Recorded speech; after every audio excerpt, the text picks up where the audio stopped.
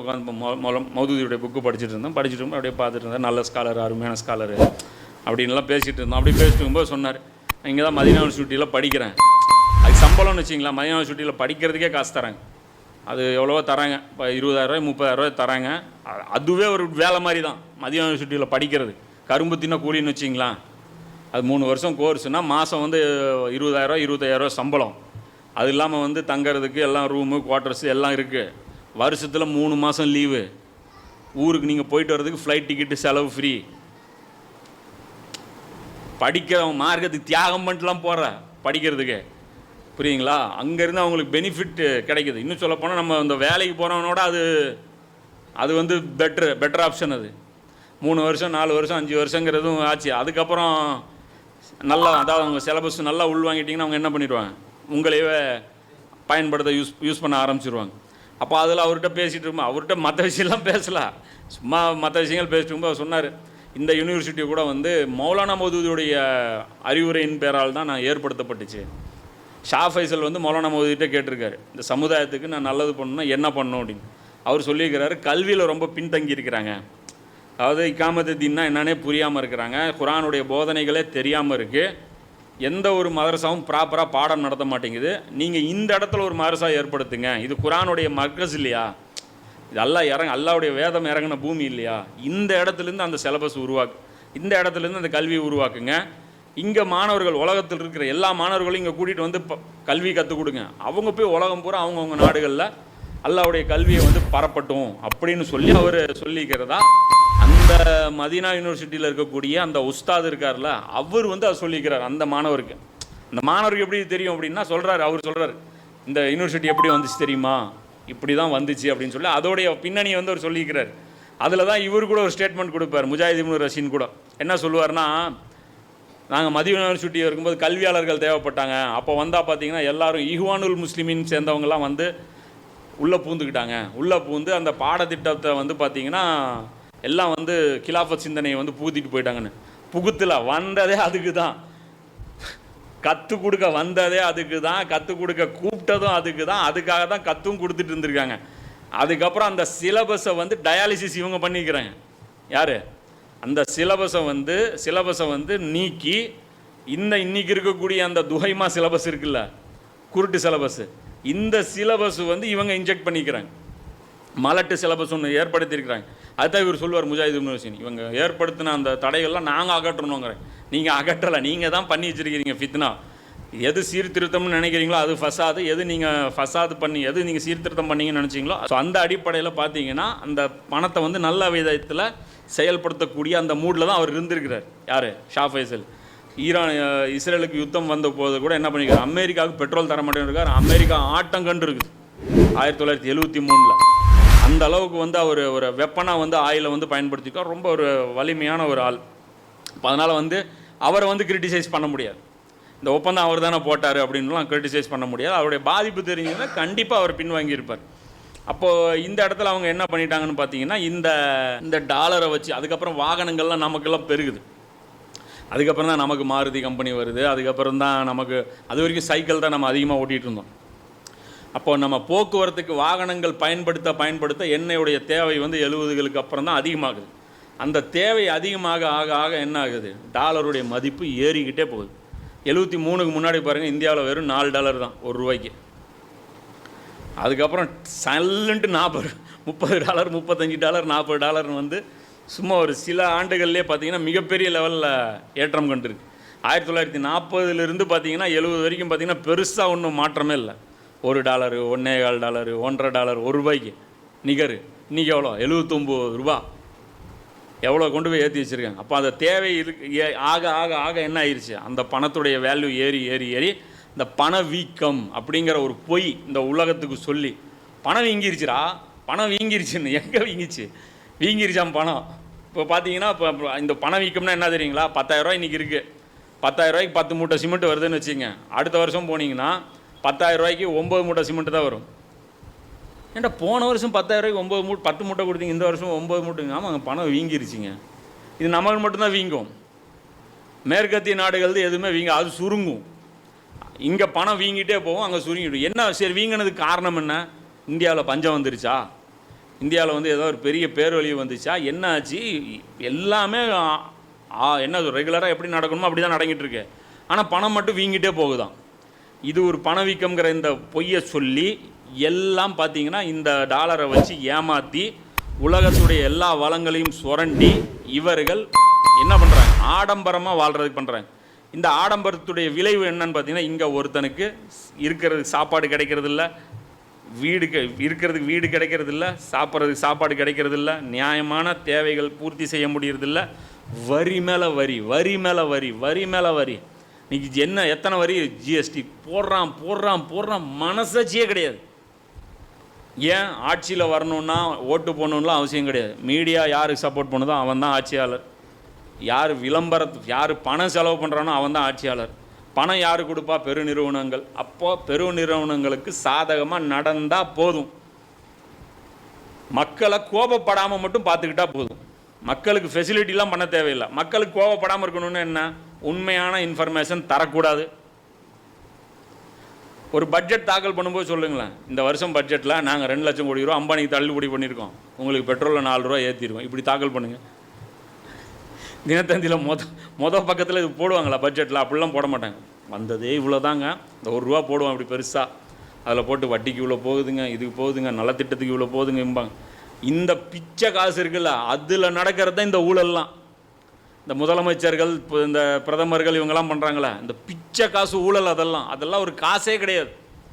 Mega ஊழல் எதுனா dollar ஊழல் தான். இந்த பணவீக்கம், இந்த பொருளாதாரம்னு கேட்டிங்கன்னு வச்சுக்கோங்க, ஒட்டு காட்டுவோம். அது வந்து எக்கனாமிக்கல் டைம்ஸ் இது சொல்லுது, இது அந்த சொல்லுது, இது கிராஃப் இப்படி சொல்லுது, இண்டெக்ஸ் என்ன சொல்லுதுன்னா அதை சொல்லுது.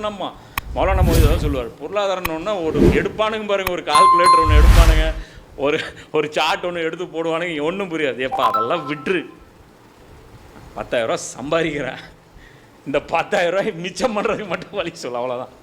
இந்த கிராஃப் பிரங்கராஜ் பாண்டே விட்டு வச்சுங்க, வாங்க விலைவாசி ஏறி இருக்கான்னு குறைஞ்சிருக்கான்னு கேளுங்க பாருங்க, குறைஞ்சிருக்கும்பா. யார்? அங்கராஜ் பாண்டேட்ட கேட்டிங்கன்னா விலைவாசி ஏறி இருக்கா குறைஞ்சிருக்கு, மக்கள் நல்லா இருக்காங்க, எல்லா பாக்கெட்லேயும் ஃபோன் இருக்குது, எல்லோரும் 250 ரூபாய்க்கு ரீசார்ஜ் பண்ணுறாங்க. முதல்ல சினிமா டிக்கெட் இவ்வளோ இருந்துச்சு, இப்போ டிக்கெட் இப்படி போகுது. எல்லோரும் பப்ஸு சாப்பிட்றாங்களா? எல்லோரும் ஃபாஸ்ட் ஃபுட் சாப்பிட்றாங்க, பீஸா சாப்பிட்றாங்க. இத்தனை பிரான்ச்சஸ் KFC இவ்வளோ ஓப்பன் ஆகிருக்கு, கொடுப்பான் ஒரு கணக்கு.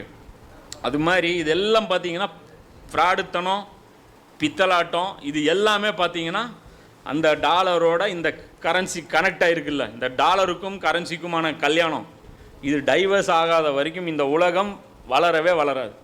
இது யாரெல்லாம் இந்த விலங்கிலிருந்து வெளியே வர முயற்சி பண்ணுறாங்களோ அவங்கெல்லாம் இந்த உலகத்தில் தீவிரவாதிகள். சதாம் ஹுசேன் அதுதான் பண்ணார். இந்த டாலர்லேருந்து பார்த்தாரு, புரிஞ்சிச்சு. உண்மையான பொருளாதாரம் அவனுக்கு புரியுதோ அவன் வந்து காலி. உண்மையான பொருளாதாரம் புரியாமல் அடுத்தடுத்து அந்த மக்களை கொண்டு போய் இவங்களுக்கு அடிமையாக்கி கொடுத்துக்கிட்டே இருந்தாங்கன்னா அதுக்கு பேர் மக்களாட்சி, ஜனநாயகம். கம்யூனிசம் வந்து அது கிடையாது. அவங்களும் அடக்குமுறை ஆட்சி தான், சர்வாதிகார ஆட்சி தான், அநியாயக்கார ஆட்சி தான். ஆனால் அநியாயம் இந்த அளவுக்கு கிடையாது. அங்கே ஒரு நாடாவது சொந்த காலில் நிற்கும், இங்கே நாடும் சொந்த காலில் நிற்காது, நாட்டுடைய மக்களும் சொந்த காலில் நிற்க முடியாது. எங்கே? இவங்களுடைய அந்த ஃபேவரட் பொசிஷனில் இருக்கிற வரைக்கும், அதாவது இவங்களுக்கு ஃபேவரபுளாக இருக்கிற வரைக்கும் நாடும் எந்திரிக்காது. நீங்கள் எந்த காலகட்டத்திலையும் நாடு இது பண்ண முடியும். இப்போ சைனா எடுத்துக்கு பகைச்சிக்கிட்டு அவங்களால சர்வே பண்ண முடியும். ரஷ்யா வந்து பகைச்சிக்கிட்டு அவங்களால சர்வே பண்ண முடியும். ஈரான் பகைச்சிக்கிட்டு அவங்களால சர்வே பண்ண முடியும். மற்ற நாடுகள்னால ஸ்ரீலங்கனால பண்ணவே முடியாது. ஏன்னா அந்த ஜனநாயகம்லாம் எங்கே இருக்கோ அவங்களால சர்வே பண்ணவே முடியாது. அந்த அளவுக்கு பார்த்தீங்கன்னா இது கேட்டால் நம்ம கரப்ஷனும்பாங்க. ஆக்சுவலாக கரப்ஷன்னால எந்த பாதிப்புமே கிடையாது. 1 லட்ச ரூபா வருதுங்க, அதில் ஒருத்தன் 5 ரூபா திருடிட்டான், என்ன பாதிப்பு வரும்? 1 லட்ச ரூபா வருது, அதில் ஒருத்தன் 97,000 ரூபா திருடுறான், எவ்வளோ பாதிப்பு வரும்? இவனுங்க தான் பெரிய திருடனுங்க, இவனுங்களை ஹீரோவாக காட்டுவாங்க. இவங்க தான் உலகத்துக்கே ஹீரோ, இவங்க தான் வந்து இந்த எய்டு கொடுப்பாங்க. அமெரிக்கா வந்து இவ்வளோ வேக்சின் கொடுத்துச்சு, அதை பண்ணிச்சு, இதை பண்ணிச்சு, இதெல்லாம் காட்டுவாங்க. ஸோ இதெல்லாம் எதிர்த்து கேள்வி கேட்டவங்க யார்? சதாம் ஹுசேனு அடித்து கொல்லப்பட்டாங்க. கடாஃபி அவங்கெல்லாம் பெட்ரோல் நாங்களே பண்ணுறோன்னு கொல்லப்பட்டாங்க. அவங்கெல்லாம் வந்து பார்த்திங்கன்னா இந்த மாதிரியான லட்சக்கணக்கானவங்கள இந்த ரத்தம் ஓட்டிடுறாங்க. இதுதான் மிகப்பெரிய பூமியில் ஃபசாது. இதில் வந்து பார்த்திங்கன்னா இந்த மேடலின் ஆல்ஃப்ரெட்னு சொல்லிட்டு ஒரு செக்ரட்டரி ஆஃப் ஸ்டேட், அமெரிக்காவுடைய செக்ரட்டரி ஆஃப் ஸ்டேட், ஈராக்குடைய போர் நடந்தது இல்லையா, ஈராக்கு சதாம் ஹுசேனை ஒழிச்சாங்க இல்லையா, ஒழிச்சதுக்கப்புறம் அவங்கள்ட்ட இன்டர்வியூ கேட்குறாங்க, 15 லட்சம் பேர் கொல்லப்பட்டாங்க. அதில் சதாம் ஹுசேனை பனிஷ்மெண்ட் கொடுக்குறாங்களாம். எது ஒரு மோசமான ஆயுதங்கள் பதுக்கி வச்சிருக்கிற சதாம் ஹுசேன்னு சொல்லிட்டு போய் ஈராக்கை போய் அட்டாக் பண்ணி இதை பண்ணி எல்லாம் பண்ணேன்.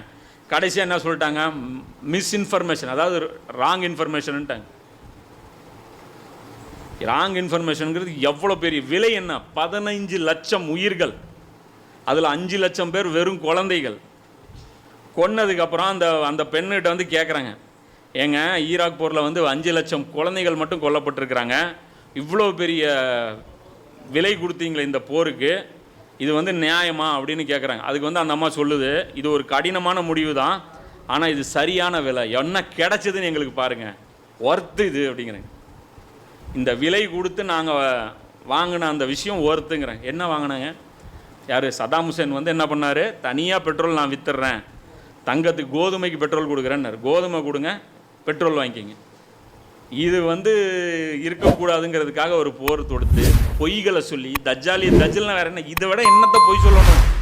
தஜ்ஜால் வருவான், பொய் சொல்லுவான், என்னத்தை பொய், எந்த பொய்க்காக வெயிட் பண்ணுறீங்க, எந்த பொய்க்காக வெயிட் பண்ணுறீங்க? ஊர் பூரா பொய்களாக இருக்க, இன்னும் பத்தலையா? இதெல்லாம் யார் சொல்கிறாங்கன்னு புரியலையா? பொய்கள் தான் பிரச்சனையா, இல்லை பொய் சொல்கிறவன் தான் பிரச்சனை? பொய் தானே பிரச்சனை. அந்த பொய்களெல்லாம் அக்செப்ட் பண்ணிவிட்டு அமெரிக்கா வந்து ஈராக் வந்து தாக்குதல் கொடுத்தது இது எது, அந்த கெமிக்கல் வெப்பன் இருக்குது, இது உலகத்துக்கே அச்சுறுத்தலாக போயிடும் அப்படின்னு சொல்லி போய் கடைசியாக எந்த வெப்பனும் கிடைக்கல, அதையும் சொல்கிறாங்க பாருங்களா தைரியம். அந்த ஒரு பொய்யா கூடுதல் சொல்கிறாங்களா? அதுவும் சொல்ல மாட்டேங்கிறாங்க. கிடைச்சது நாங்கள் அழிச்சோன்னு சொன்னால் எவன் கேட்க முடியும்? ஏதோ 2 பேரல் கொண்டு போய், கச்சா எண்ணெய் பேரல் 2 கொண்டு போய் கடலில் கொட்டி, அல்ல ஒரு பெரிய ஒரு குழி தோண்டி, இதெல்லாம் வந்து இவன் வச்சுருந்த ஆயுதம், அதை நாங்கள் அழிச்சிட்டோம் அப்படின்னு சொல்லலாம்ல. என்ன திமிர் இருக்கணும் அவங்களுக்கு. அதான் செருப்பில் அடிச்சுட்டு கவுண்டர் ஓப்பன் பண்ணி வச்சுருக்கிறானுங்க. நமக்கு செருப்புக்கு அடித்து கவுண்டர் ஓப்பன் பண்ணி வச்சுருக்கேன். நமக்கு பிரச்சனையே என்னன்னா கவுண்டர் அதிகப்படுத்தணும் மட்டும்தான். டக்குன்னு செருப்படி வாங்கிட்டு நாங்கள் பாட்டுக்கு இடத்த காலி பண்ணி போய்கிட்டே இருக்கணும். எங்களை அடிங்க வேணான்னு சொல்ல, கவுண்டர் மட்டும் அதிகம் பண்ணுங்க. இவ்வளோ இதை ஓப்பனாக அவங்க பேசுகிறாங்க. பேசிட்டு இதுவும் சொல்கிறாங்க பாருங்க, 5 லட்சம் உயிர்கள் கொடுத்தது. ரசூல்லா வந்து ரத்தம் ஓட்டினாங்க. எத்தனை ரத்தம் ஓட்டினாங்க? பத்ரில் 70 வெறும் 70. அந்த 70 பேருக்கு என்ன கிடைச்சி, அது என்ன வறுத்து? அந்த 70 பேரை கொன்று ரசூல்லா என்ன வறுத்து சாய்ச்சாங்க? இது 5 லட்சம் பேர், 5 லட்சம் குழந்தைங்க, 15 லட்சம் பேரை கொன்னுட்டு நீங்கள் என்ன சாய்ச்சிங்க? இது ரசூல்லா வந்து கொடுங்கலவர், நாங்கள் வந்து பேக் ஃபுட்டில் போகிறோம். இஸ்லாம் ஆட்சி அதிகாரமே பேசுகிறோம். பேக் ஃபுட்டில் போனதும் போனால் ரசூல்லா போரும் செய்யலை. ரசூல்லா போர் செஞ்சது தற்காப்புக்கு போர். என்ன, ரசூல்லா அநியாயத்துக்கு எதிரான போர் செஞ்சாங்க, அதை சொல்ல மாட்டேங்கிறான். ரசூல்லா வந்து தற்காப்புக்கு போர் செஞ்சாங்களா? அப்போ அநியாயம் என்ன நடந்தாலும் வேடிக்கை பார்த்துட்டு இருந்தாங்க, அவங்க மேலே கை வைக்கும்போது போர் செஞ்சாங்க. இது வந்து ஹீரோயிசமா? இது ஒரு நபிக்கு அழகா? இது ஊரில் நடக்கிற எந்த அநியாயத்தையும் ரசூல்லா கண்டுக்கல. தான் மேலே கை வைக்கும்போது ரசூல்லா கோவம், உல்ட்டா ரசூல்லா தான் மேலே கை வைக்கும்போது தான் கோவம் வராது. ஊருக்குள்ளே எந்த அநியாயம் நடந்தால் தான் ரசூல்லாவுக்கு கோவம் வரும். இதுக்குள்ள நபி அனுப்பியிருக்கணும். அப்போ அது பாருங்கள், இதை சொல்லிவிட்டு அவங்க அந்த அம்மா பேசுது. இப்போ அது அல்லாவுடைய கிருபையில் பார்த்தீங்கன்னா ஒரு 84 வயசு அந்த அம்மாவுக்கு செத்துருச்சு. ஒரு 3 மாதத்துக்கு முன்னாடி தான் செத்துச்சு அந்த அம்மா. சரி, அதான் என்ன சொல்கிறேன், நிறைவான கூலியை அல்லாஹ் அவங்களுக்கு தரட்டும். என்ன அவங்க செஞ்சாங்களோ அதுக்கு உண்டான கூலி அவங்க இந்நேரம் அனுபவிச்சிருப்பாங்களே. இந்த 15 லட்சம் உயிர்களுக்கு இவங்க தான் உத்தரவு போட்ட அம்மா. அது கூட அவங்க கொடுக்க விரும்புறதில்லை இப்போ.